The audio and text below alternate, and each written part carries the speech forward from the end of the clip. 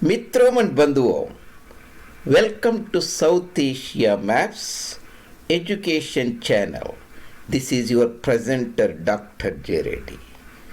We are talking about a very important topic called the Old World and New World. This is a continuation of our discussion on human ecology and predicament, part 80. And if you are new to our education channel, there are more than 30 playlists with 300 meticulously made videos. You can look at them presentations. South Asia Maps Reddy. After this presentation, you will get a very good clarity about the old world, the new world. In 1500, this is the new world. I have shown here in the yellow color.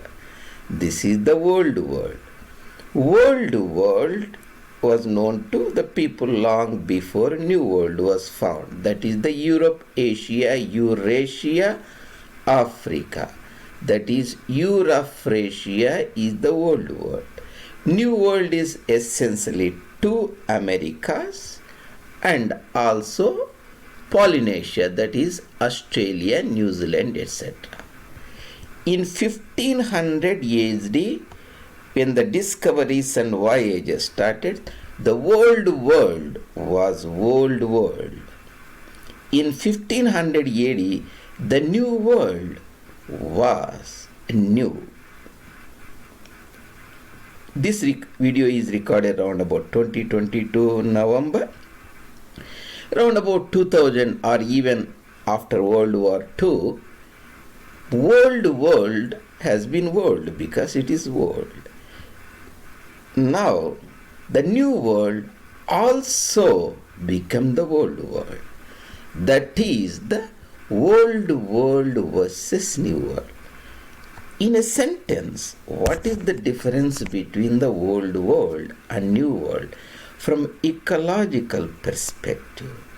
Old world has plenty of people at 1500 AD, and new world has a plenty of jobs at that time, plenty of opportunities. Now, the old world has a plenty of people as usual. The new world is also has a plenty of people, not plenty of jobs. That is the take-home message you can take from this. Let's look it into little more detail. The old world versus new world. 1500 AD, voyages and discoveries. This is called Age of Discovery, Age of Explorations. The Portuguese and Spanish explorers, they made explorations from Portugal and Spain across Atlantic called Transatlantic voyages. Christopher Columbus was actually a Venetian, that is Italian, in the service of Spanish monarchs Isabella and Ferdinand, found the New World, especially found the Caribbean called Hispaniola, that is Haiti and Dominican Republic now, south of Cuba just. And a few years later, Amerigo Vespucci, again Italian, landed in United States, that is the New World. Two Americas. At that time, there was an excess population in Europe that needed an outlet. That outlet came, so the lot of people, they found the New World, they immigrated to the New World from the Old World. That is called Age of Exuberance. Age of Exuberance is centuries of the economic growth and prosperity. It is round about from 1500 to 2000, we can say, or till World War II. That means 450 years or 500 years broadly. Then that turned humans with plenty of resources. Humans become Homo Colossus. Homo Colossus is a giant resource-consuming human being, similar to interbreeding with Homo sapiens, normal human being.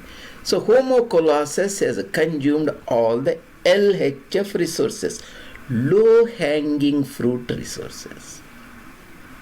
So there is always an inverse relation between the number of human well-being and prosperity or affluence. That means the more the people, always in a territory, habitat or a district, there is less prosperity, there is a less affluence. That more number of people in a territory creates ecological stress, that creates a social stress, a political stress, economic stress, a form of modern economists who are not aware of the ecological aspect of the life on the planet Earth call it economic recession. Economic stress, recessions, unemployment, and all those things. So, there used to be world 1500, still that is the world now. Now, the new world has also become the world. That is the message we have to broadly understand now. This is the only livable planet Earth that has 150 million square kilometers land area. If you look here, the population, sorry for this, yeah, there are round about 600 million people in North America, 450 million people in South America, Australia around about 40 years. So you make it 1 billion, even though they are 1 billion because they consume energy 10 to 20 times more an average than Africans or Indians. Let's say India is having 1400 million people. These 1,000 million people you have to multiply by 10 times.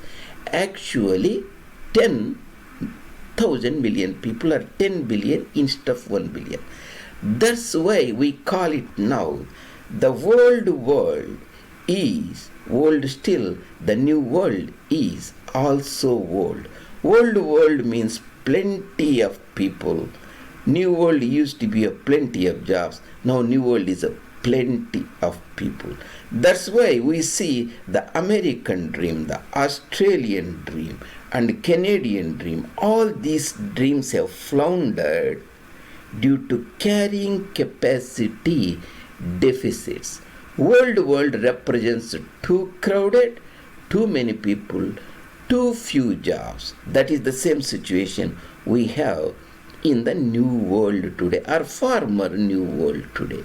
That is the relation between the carrying capacity, the number of the people a territory, habitat, country can hold and take over and draw down.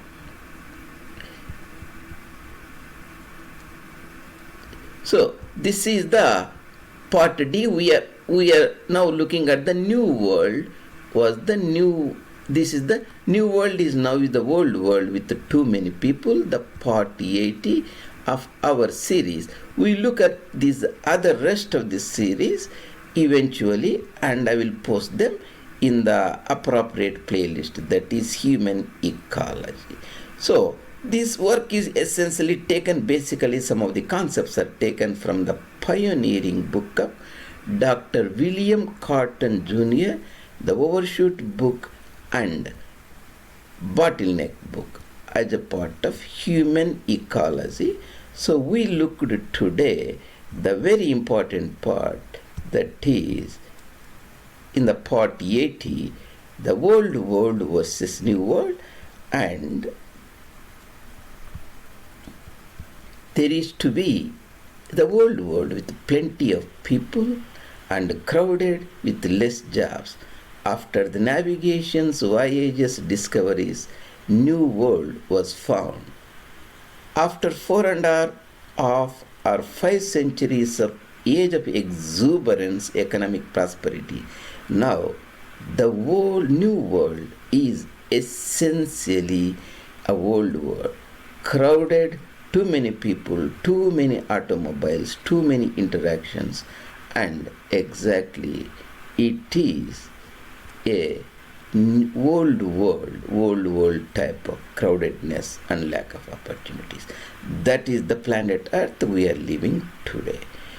Thank you very much for joining me, and see you later in other presentations.